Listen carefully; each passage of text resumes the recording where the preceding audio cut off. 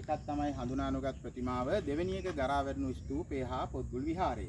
මුලින්ම මම ප්‍රතිමාව ගැන කියන්නම්. මේ ප්‍රතිමාව තමයි අපි දැන්ට මහා පරාක්‍රමබාහු රජතුමාගේ එහෙම නැත්නම් පළවෙනි පරාක්‍රමබාහු රජතුමාගේ යයි සාම්ප්‍රදානුකූලව විශ්වාස කරන ප්‍රතිමාව. එකක් තමයි හඳුනානුගත් පරාක්‍රමබාහු දෙවෙනි එක ගරා වැටුණු කෑගල්ල හා පොත්ගුල් විහාරය. දැදිගම කොට විහාරකීම ගැන කියන්නම්. මානව තමයි අපිට මහා පරාක්‍රමබාහු රජතුමාගේ කුමාරයා තමයි පළවෙනි පරාක්‍රමබාහු එහෙම නැත්නම් පළවෙනි පරාක්‍රමබාහු විශ්වාස කරන ප්‍රතිමාව. රට එක්සේ මහා පරාක්‍රමබාහු රජුගේ කෑගල්ල වසරේ පොළොන්න දැදිගම කොට විහාරකීම ස්ථානයේ කියලා ලබලා තියෙනවා. රජුරවන්ටත් රත්නාවලිය තුමා රජකම් කරලා තියෙනවා. තමයි මහා පරාක්‍රමය දක්වා අවුරුදු 33ක්. අන්නේ කාල පරිච්ඡේදයේ තමයි මේ ප්‍රතිමාව නිර්මාණය කළා කියලා සොයාගෙන තියෙන්නේ. වසරේ ශ්‍රී ලංකාවේ අග්‍රගණ්‍ය තලයේ පුරාවිද්‍යා ශිල්පයේ ලබලා තියෙන්නේ. පරණ විතාන ශූරීන් ප්‍රකාශ එතුමා රජකම් කරලා තියෙනවා. මේ තියෙන්නේ අන්නේ කියන මහා පරාක්‍රමය දක්වා රජතුමාගේ ප්‍රතිමාව කියලා. අන්නේ කාල පරිච්ඡේදයෙන් සම්බන්ධයෙන් තවත් මතයක් තියෙනවා. ලංකාවේ පළවෙනි සොයාගෙන තියෙන්නේ. ශ්‍රී ලංකාවේ අග්‍රගණ්‍ය තලයේ පුරාවිද්‍යා ශිල්පයේ මහාචාර්යතුමා මේ තියෙන්නේ ඍෂිවරයෙක් කියලා තියෙන්නේ.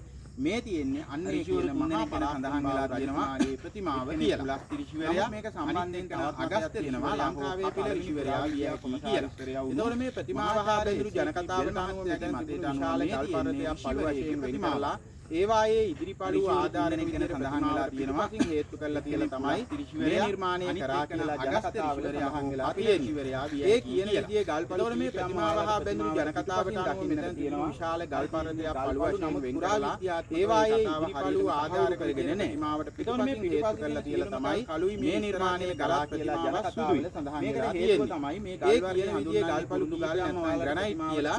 මේ ග්‍රැනයිට් එකේ ස්වභාවික පාට තමයි සුදු පාට. පුරාවිද්‍යා මේක වැස්ස වැටිලා දියසෙවිල් බැඳලා කාලයක් ගියාම එතකොට මේ පිටුපස්සේ තියෙන දැනට වතර කලුයි මේ ඉස්සරහා තියෙන ගලක්ෂාවට ලාවලා මේ පිටුපස්ස වගේම හේතුව තමයි මේ ගල් වර්ගයේ හඳුන්වන්නේ තිබුණේ ගල් නැත්නම් මේ වෙනකොට පුරාවිද්‍යා දෙපාර්තමේන්තුවේ මේ ග්‍රැනයිට් එකේ ස්වභාවික පාට වාර්ෂික පාට හොදනවා.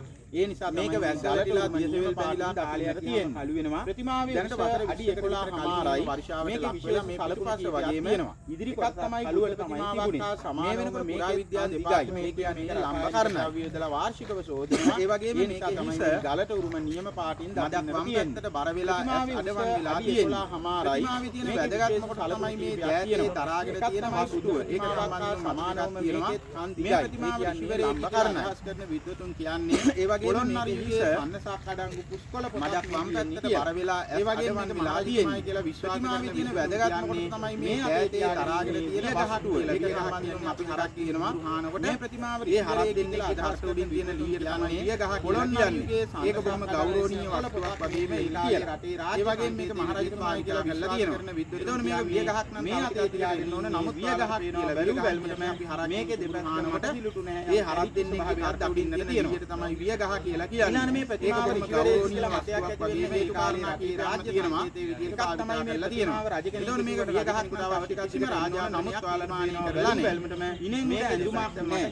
බ්‍රාහ්මණ ඍෂිවරු දකින්නට තියෙනවා. ඔය හින්දු ආගමේ පූජා ඊළඟ මේ ප්‍රතිමාව ඍෂිවරයෙක් හරහා පුණ නූල කියලා කාරණාවක් හොයලා දැකලා අන්නේ තමයි හැඩයට සමාන රජ කෙනෙක් වන රජ කෙනෙක් අවශ්‍ය තියෙනවා රාජාගල්ලේ ප්‍රමාණය කරලා නැහැ. අන්නේ පටියේ කාලේ භාවිතාව පුණ නූල බ්‍රාහ්මණ ඍෂිවරු බෙල්මහරුව අදහස් කරනවා සමහර විද්‍යාලා පළදිනවා එඟ හරහා පුණ නූල කියලා නූලක් හොයලා දැකලා පුණ නූල අන්නේ රජ හැඩයට සමාන නිර්මාණය මුනේ තියෙන්නේ බොහොම සාන්ත තැන්පත් වෙනවා පෙන්වන්න ගල් තලාවට අන්නේ පළදී ඒ කාලේ භාවිතාවුන්ගේ ලංකාවේ භාවිතා මහාචාර්ය මහත්මිය අදහස් කරනවා සමහර වචනයක් පිළිගන්නවා සමහර විද්වතුන් ඒක පිළිගන්නේ කොහොම වුණත් ඔය මෙන්න මේ කාරණාවේ රජ තමයි පළඳලා නැහැ. මුනේ තියෙන්නේ බොහොම සාන්ත තැන්පත් වෙනවා. ගල් තලාවට උඩින් ලියලා තියෙනවා මධ්‍ය කාලීනගේ ලංකාවේ බලලා තියෙන්නේ සිංහල මේ තියෙන්නේ මහා පරාක්‍රමබාහු රජ කියලා වචනයක්. ඒකලට රාජාභරණ කිසිදයක් නිර්මාණය කරලා නැත්තේ මහ රජ මේ කාරණා නිසා තමයි මේ ප්‍රතිමාව ඍෂිවරයන් කියලා ඒ මඟුරට බලන්න සුබ නැකතේ ඇති වෙන්නේ.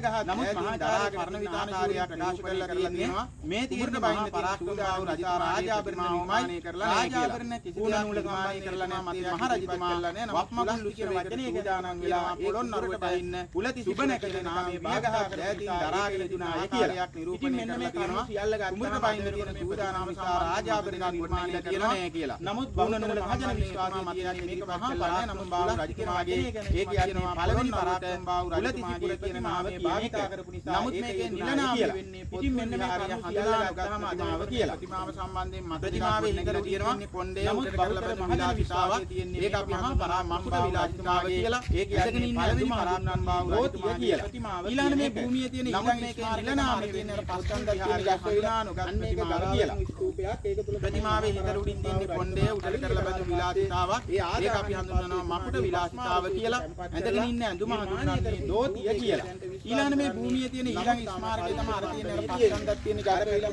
අන්න ඒක ගාරය පොත්ගුල් විහාරයේම කපිල විහාරය කියලා කියනවා. පොත්ගුල් විහාරය කියන්නේ මහා පරාක්‍රම රජතුමා විසින් නිර්මාණය කරන ලද දැවැන්ත ප්‍රමාණයේ පුස්තකාල සංකීර්ණයක් හා ආරාමික පිරිවනක්. නමුත් එතුමාගෙන් පස්සේ එතුමාගේ අගේසුවක් වුණු චන්ද්‍රාවතී කියන දේවිය ඒක නැවත ප්‍රතිසංස්කරණය කරලා තියෙනවා. නමුත් කියනවා 215 විහාරය කියන්නේ මහා පරාක්‍රම රජතුමා පොළොන්නර රාජධානි ලද දැවැන්ත ප්‍රමාණයේ ඒක විනාශ වෙලා ගිහිල්ලා ඒකේ නටබුන් ආරාමයේ අද පිරිවනක් තියෙන්නේ. එතුමාගෙන් පස්සේ එතුමාගේ මහා ජලාචන්ද්‍රාවතී කියන දේවියයි කියන්නේ ඒක නැවත පරාක්‍රම බාහුව රජතුමා නිර්මාණය කරලා තියෙන 15 දී ඊට පෙර හිටපු රජවරු වැව් පොළොන්නර රාජධානිය බිඳවැටීම සමගම දුමුතුලි විනාශ වෙලා ගිහිල්ලා ඒකේ නටබුන් පමණයි අලහගල වැවල තියෙන්නේ. වැව් ඊළඟ එනකොට තනි ජලාශය තමයි සමුද්‍රය කියන්නේ මහා පරාක්‍රම බාහුව රජතුමා නිර්මාණය කරලා තියෙන්නේ. සමුද්‍රය නිර්මාණය කරලා තියෙන්නේ එතුමා තමයි ප්‍රකාශ කරලා තියෙන්නේ. තෝපාවැව, දියබිඳුවැව, මිනිසාගේ ප්‍රයෝජනෙට අලහගල වැවුදට ගලා යන්න වැව් පහ එකතු කරලා තනි ජලාශය තමයි මේ සම්බන්ධ තමයි තියෙන කෙටි විස්තරය. මහා පරාක්‍රම බාහුව රජතුමා